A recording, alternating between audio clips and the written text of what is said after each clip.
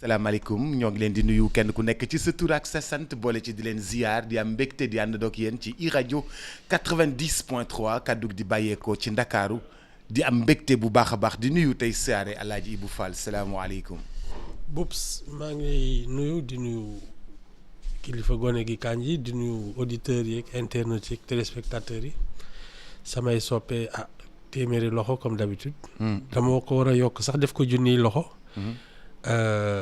yéen waa 54% yi mooy 400 000 voix. ma jox leen catu bakkan ak ñetti baaraam léegi dafay wàcc baaraam yi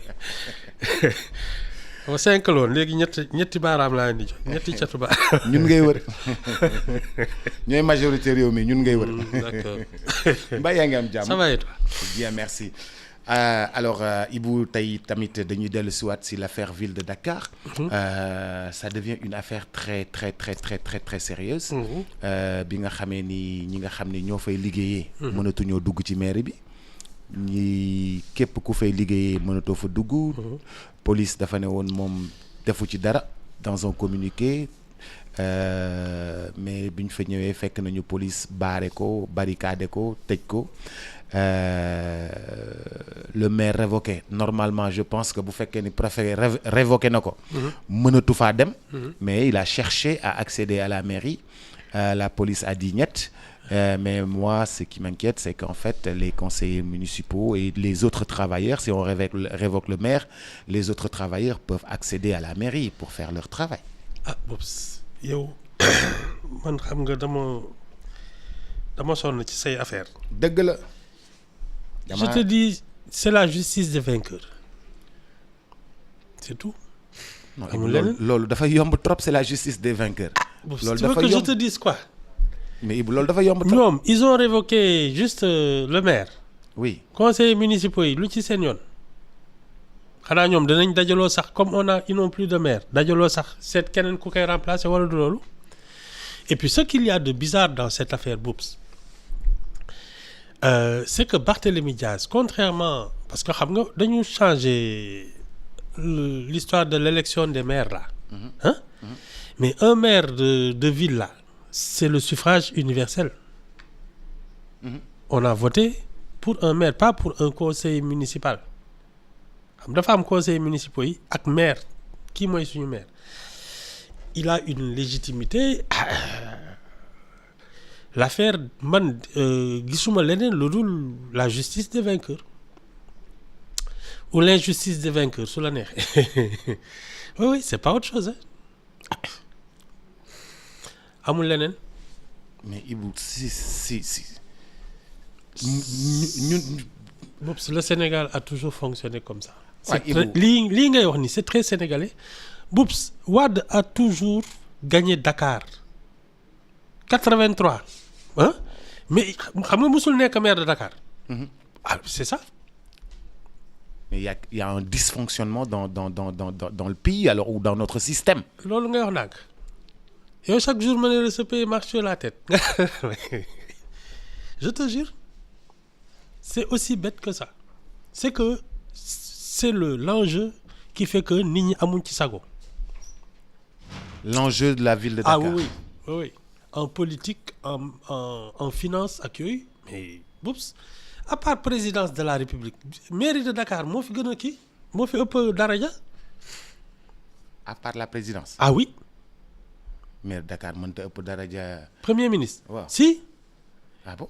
Le premier ministre décret moo koy nommé wala du loolu. waaw. Maire de Dakar non tu es élu d'abord amoo patron tu n'as pas de patron. ba pare nag Dakar 50 milliards de budget et puis la visibilité yooyu mais kilifa dëgg maire de Dakar kilifa dëgg la c'est pas un rigolo malheureusement souvent on a mis là-bas parce que c'est un poste tellement influent que soo fa defee ku am personnalité soo moytul dalay daaneel.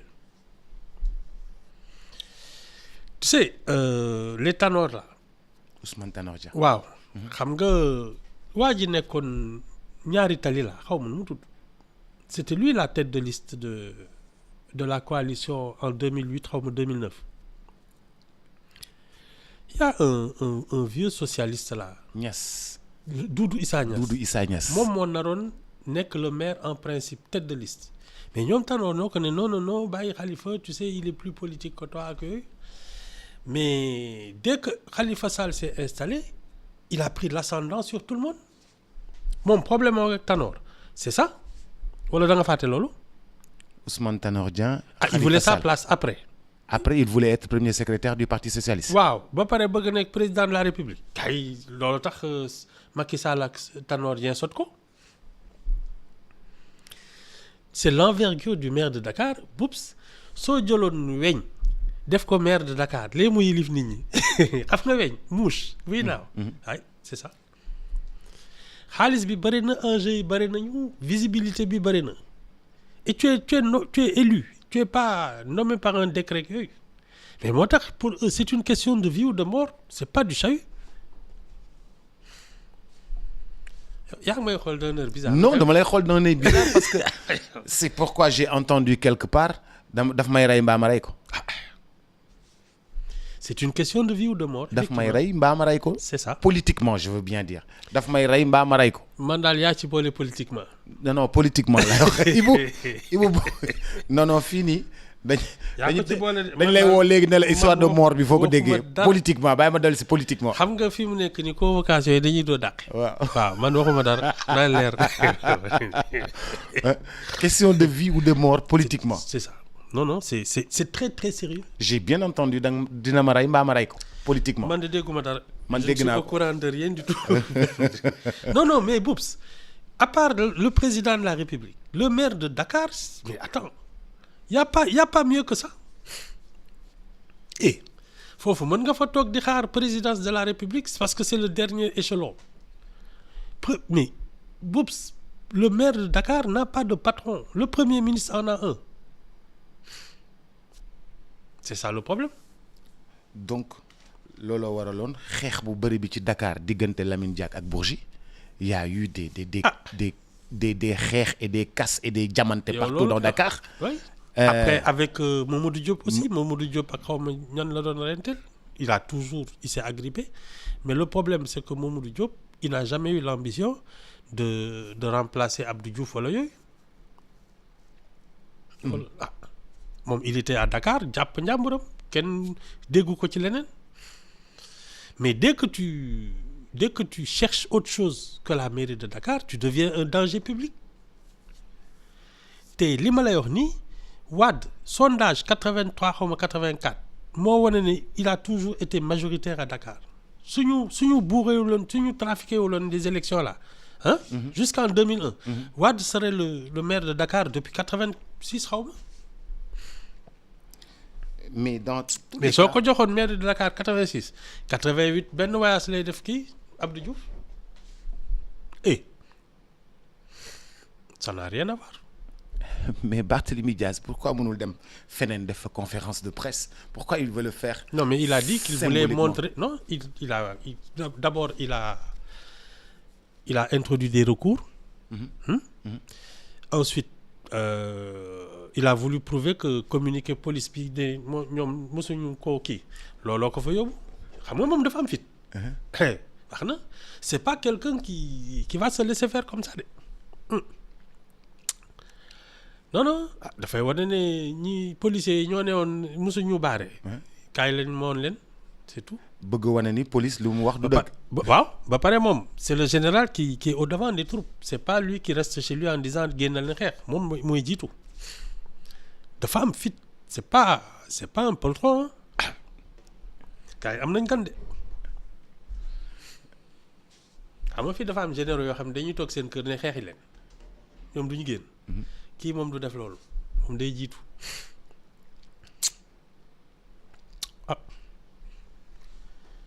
oui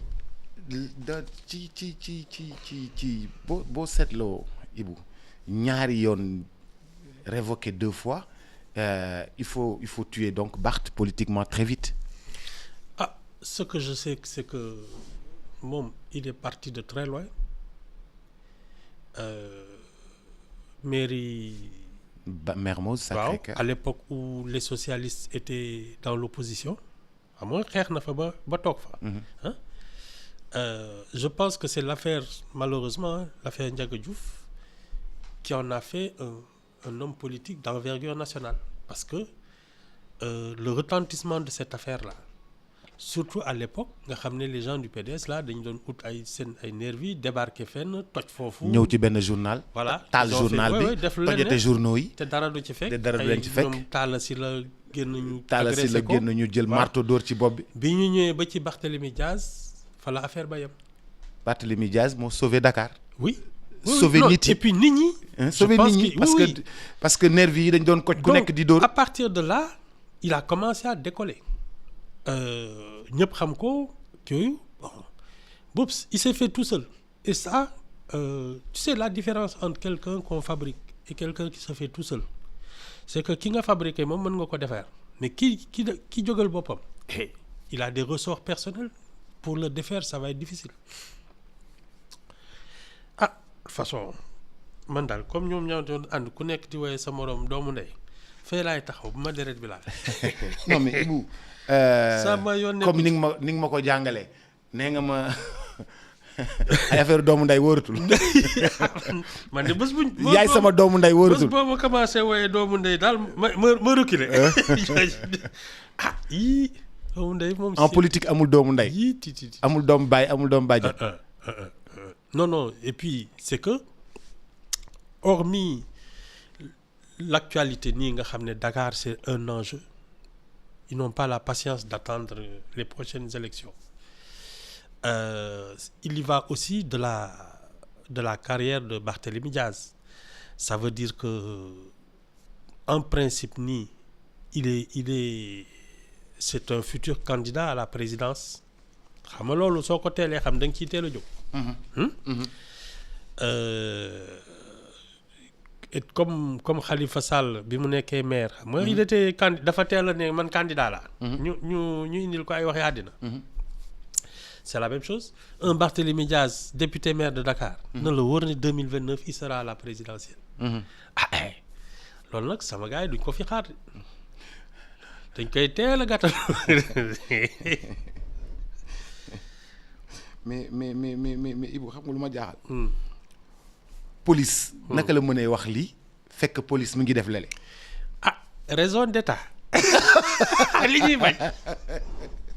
mais Ibou police naka la mën a waxee ni baarewuma tëjuma. su ma ko waxee ñu naan nekkuma fa raison d'état.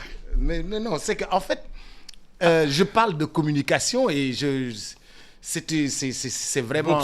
hein Bops. convocation yi dañu gaaw. non Ibou vraiment sérieusement. police di nekkuma fa baarewuma ko tëjuma ko du man Bart ñëw fekk police ko tëj fekk police ko baare fekk police ko tëye. du fii lañ toog président de la république ne maa waxoon waxeet kon kay police su ko waxee garaawul. loolu bëgg ma wax la non ils ont reçu des ordres et tu sais les nu mu tudd les gens en uniforme là. Ils obéissent aux ordres c'est tout. Malheureusement parce que mooy li ma la doon wax ci Youssou Diagne. keroog ba muy jël sens interdit bi. ba flèche bi ubbil ko. normalement le gendarme aurait dû lui dire on ne fera pas ça. xam nga defuñ ko. c'est très sénégalais da ngay xam ne lii jaaduwul mais tu le fais parce que ce sont les ordres. amul leneen c'est pas autre chose. mais ça veut dire. Ils obéissent aux ordres. Aujourd'hui, est-ce qu'on peut désormais maintenant se fier à un communiqué de la police? Communiqué de la police. Mais vous faites que ni police dafay wax lii ba pare def li ci des. yow président de la république jël décret ne nu mu tudd discours de politique générale bi le 13 la. le 12 mu taxaw nañu assemblée tas na wala loolu fekkee yoo ko. non nekkuma fi woon. man tamit. bëgguma ko ma dugal. Ibou d'accord Ibou man bëgguma ko ma dugal. c'est pareil nekkuma fi woon. c'est pareil j'étais au Canada. d'accord c'est pareil.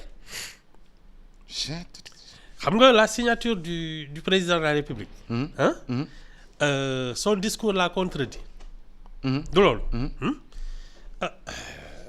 c'est tout c'est pareil. yow kay da nga yab policiers yi fi nga wax non ils ont reçu des ordres c'est tout ils exécutent les ordres leneen loo ci mënti dégg c'est ça ils ont reçu des ordres ils les exécutent sans état d'âme. police ordre la xam.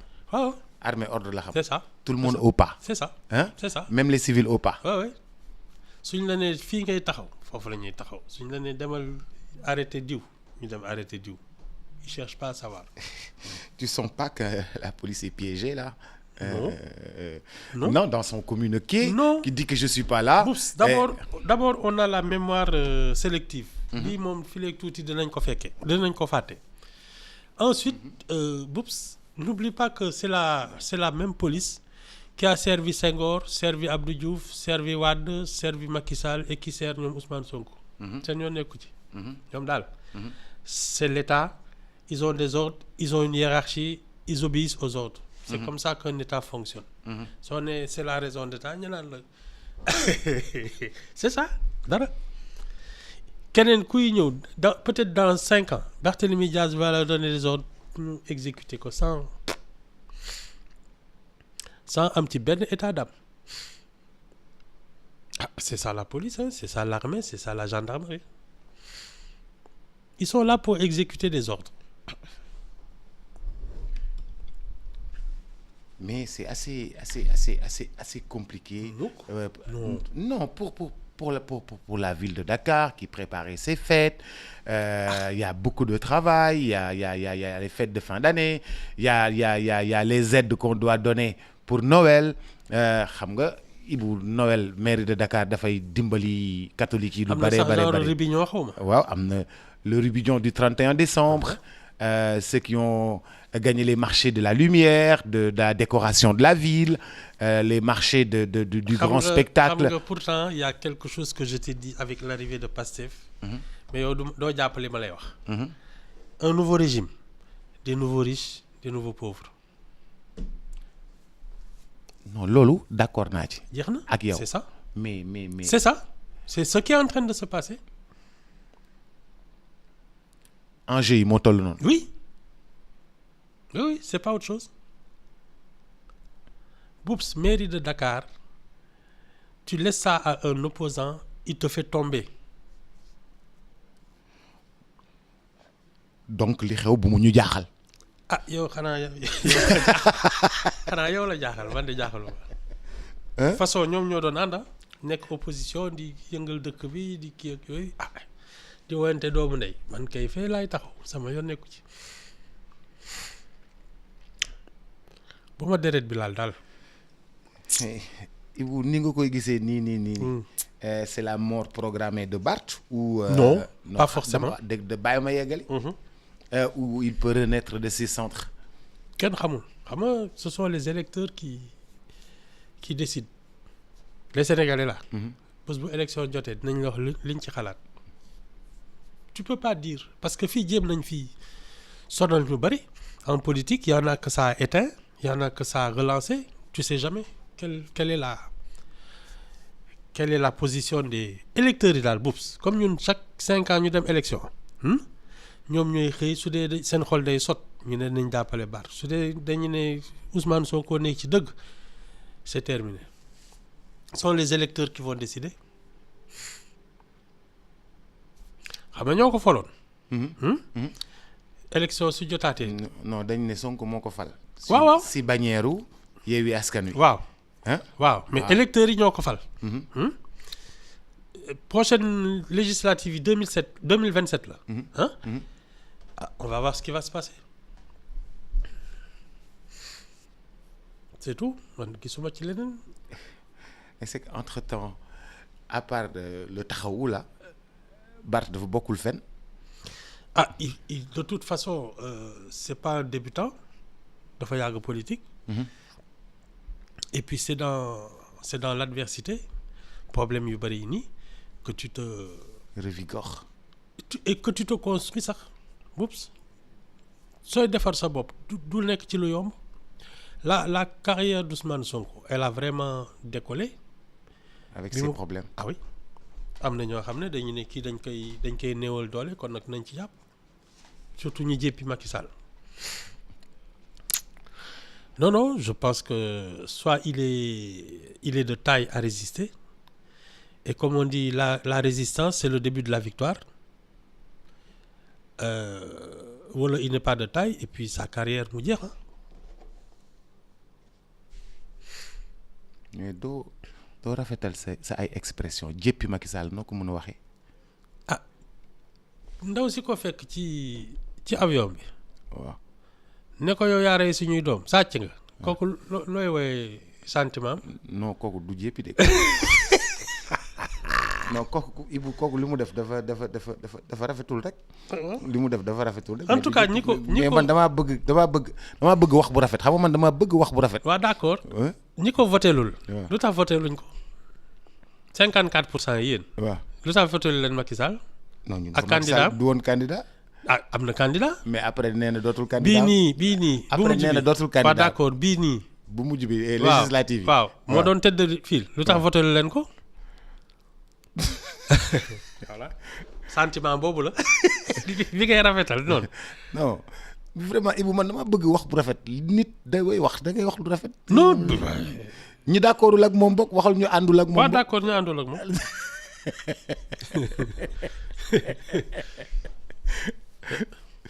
ñun dañoo. ñi ko bëggul. ñi nu mu tudd ñi naan nañ ko yóbbu devant les chambres africaines traduire ko pour xaw ma lan. trahison. waaw ak ay crime xaw ma contre l'humanité kenn xam waaw ñooñu à ton avis lan lañu def. non ñooñu dañuy guerre ak moom rek. dëgg la d'accord kon kenn jéppiwu ko c'est bien dañ ko bëggul rek. dañ ko bëggul rek quoi dëgg la c'est ça. la meilleure information. te xam nga man tam sës la ci miir bi rek laa bëgg. waaw la meilleure information c'est que déclaration de politique générale bi ñëw na. waaw. semaine prochaine. dëgg la. même si ça vient en retard il fallait régler. dëgg la l'affaire de l'hémicycle ba waa APR génn. majorité APR génn. parce que ay ñoom Coura Macky dañ fa naroon nekk di wax ay waxu yooyu yëpp réglé nañ ko ba pare. léegi nag mën nañ def suñu déclaration de politique générale. waaw man daal mooy li ma la ci wax rek balaa ma koy gëm gis ko. non annoncé pour. président de la république musu fi annoncé ne déclaration de politique générale mu ngi ñëw le 13. Ibou damay bàyyi de. Ibou damay bàyyi de. Boubs du fi mbañ. annoncé. président de la république mës na fi bind ne moom le 13 septembre lay. premier ministre bi di def déclaration de politique générale c'est pas ça. anamu balaa ma koy gëm gis ko xanaa j'ai le droit man daal balaa ma koy gëm jaxaraan ma gis ko ba pare c'est-à-dire ngay wax gars yi inscrire pour ay questions di la laaj ngay tontu. xam nga loolu mooy déclaration de politique générale nga yendoog ñoom. on en reparlera le lendemain su amee. mais Ibou en conseil des ministres ñu ne day am. waaw xam nga fii mën nañ xam nga fii mën nañ fi sax def nu mu tudd procédure d'urgence député yi dajaloo ne léegi sax loolu dañ koy dindi ci constitution bi déclaration de politique générale loolu yëpp am na fi toog nañ fi supprimer fii poste premier ministre ak lu ne ñoom Macky Sall. voilà balaa ma koy gëm gis ko dañ tegle si ñuy tàng rek seetaan. non c'est dans quelques jours yàggatul. en tout cas de lenn mën naa la ko wax. Thierno Alassane Sall. a été ministre. waaw. Amadou Ba. premier ministre. waaw affaires étrangères Aïssata Tall Sall ak yooyu. ñooñu soxlawuñu nga nekk majorité suñ lay laaj lu leer nga war tontu. c'est pas une affaire de majorité parce que de toute façon ils vont lui renouveler leur confiance ak sa majorité lii ñu koy laaj est-ce que dina ko mën tontu loolu mooy wax ci en français loolu de moom la ñuy laajte c'est tout du affaire ñu bari de gars yi làkk la ay tubaab yi set ne la tontul ci lii.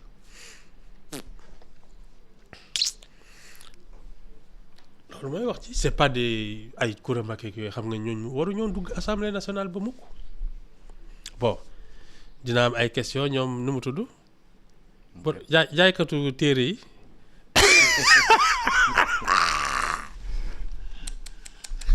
waay. Ibou jaay ka téere bi sama fans la. dëgg la sama fans la bàyyi jàmm. sama fans la. il va poser des questions. man sama fans la bàyyi jàmm. jaay téere moom. waaw man moom ak Cheikh Bara Dolly dama leen faal. dëgg la. sama fans la bàyyi jàmbur. da ngay bàyyi jàmbur mu ñu. en tout cas Jacques moom tamit maa ngi xaar ay questions moom. non da ngay bàyyi jàmbur ah man Cheikh Bara sama fans la. dëgg la waaw man sama fans la. man dama am ay il va poser des questions. ah il va poser des questions. ay gars yoo xam ni. samay fans la ñu man dama ko vent. c'est vrai Cheikh Bara. non yow. xam yow joli cœur nga. mais àdduna bi joli cœur rek a fi baax. ak Ibou dëgg sama doomu ndey nga. non assemblée nationale dina neex. Ibou ma ne sama 5 ans yi ñii ma ne sama doomu ndey nga. waaw d'accord xaaral ma jël congé sax. affaire doomu ndey. oui damay jël congé mais Ibou auditeurs yi duñ ko nangu de. non janvier kay damay yëkkati samay kii te daal. non Ibou. damay noppal sama xel xam nga fii c'est un pays épuisant. chaque jour mu am lu bees la jaaxal donc man damay noppal samay yax noppal samay xel. Ibou un pays épuisant mooy waxi la. ah li ñuy am ci événement. waaw xel attanu ko. xajul ci bopp.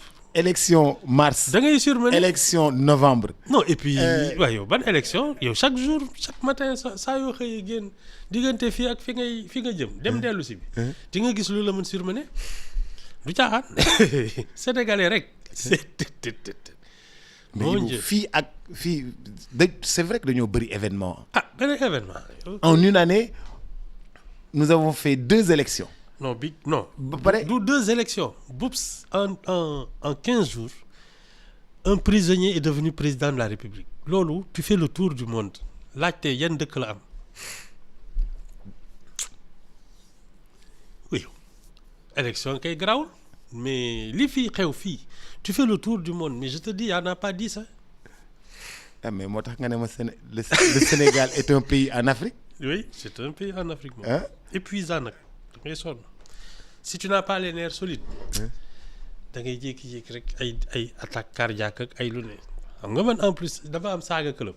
xam ne nag war naa noppalu ko parce que ñii tam il faut que ñu renouveler seen vocabulaire am ay saaga yu gën a moderne. jàngaat tuuti comme ça janvier su jeexee. ñu ñëwaat ñuy saaga ba seen xol sedd. mais rien ne se stabilise ah dañoo defe ne woon bu ñu paree élection législative dañuy jublu ci liggéey bi ñu paree élection yi enchaîner avec l'affaire de la ville de Dakar enchaîner avec la mairie. Bien sûr.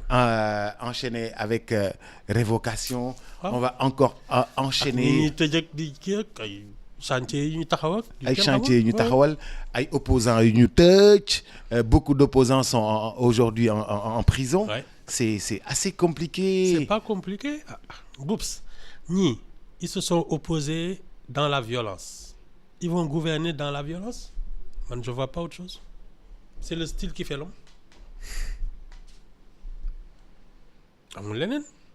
Ouais, mais nous Ibou on a besoin de stabilité on a besoin de quiétude.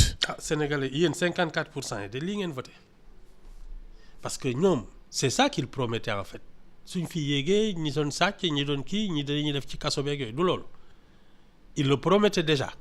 waaw ñëw na ci loolu lañ ne.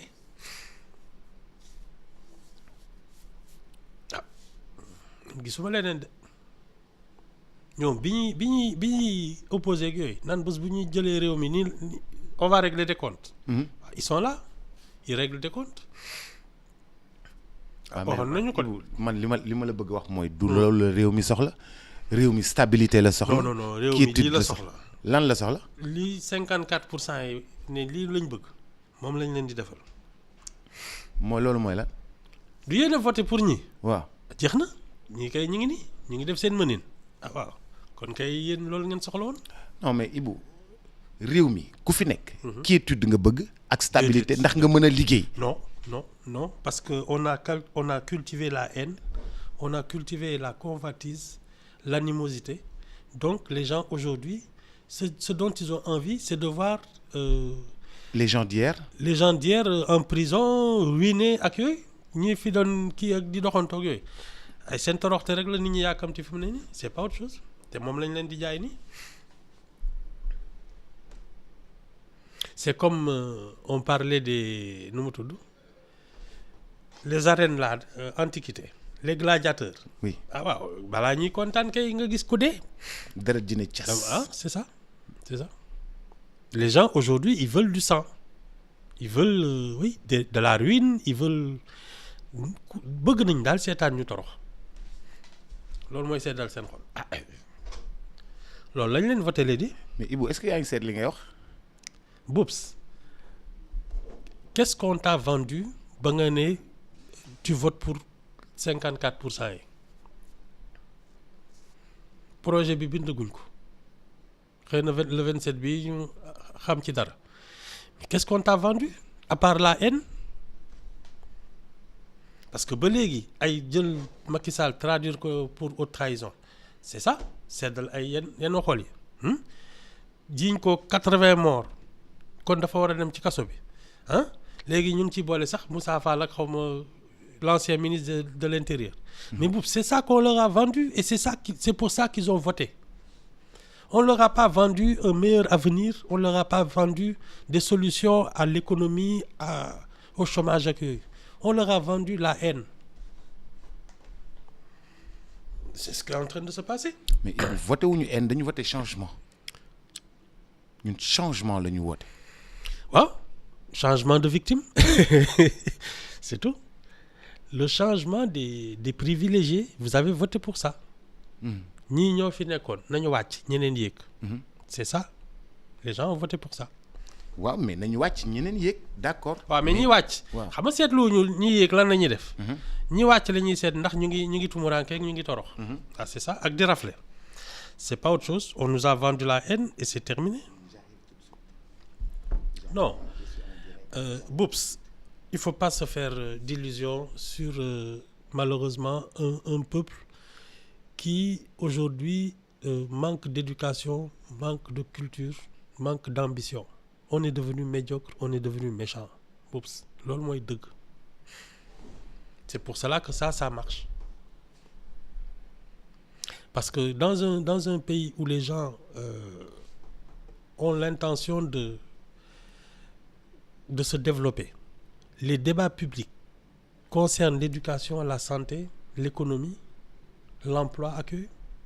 Mais ñun loolu c'est pas notre sujet.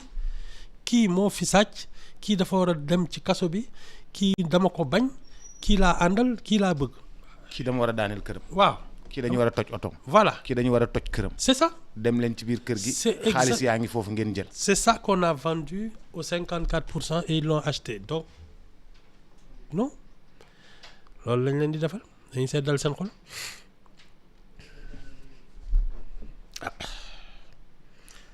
mais Ibou xam nga au lendemain des élections maa ngi la doon wax naan nu ñu mën a def ba réew mi yëpp àndaat xam nga maa la doon poser boobu question. waaw nu ñu mën a def ba réew mi yëpp àndaat nit yi mën a nekk benn. waaw ni ko Mame Abdou Aziz doon waxee Mame Abdou Aziz Dabakh nu mu visionnaire woon. waaw ñu tàppe xol yi. waaw ba ñëpp mën a am jàmm ñëpp mën a àndandoo. Boubs kan moo fi doon woote à l'insurrection à la violence taal leen dëkk bi ñi danaan ay cocktail Molotov la ñuy financer ak yooyu ñooñu ñoo xëy bés ne dañuy jubóo ñeneen ñi ils n'ont pas fait ça yow yaa song yooyu yëpp c'est toi qui dois demander pardon pas le contraire.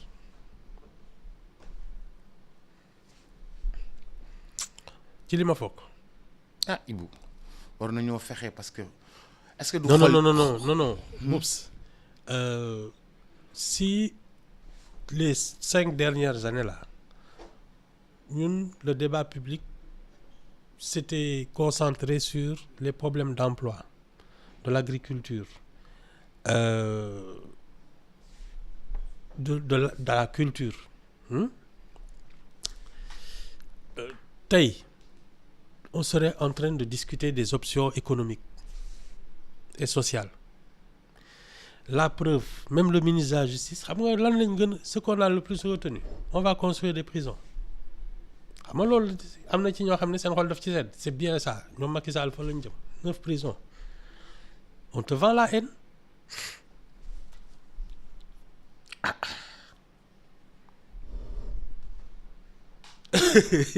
Y a pas autre chose, Boups.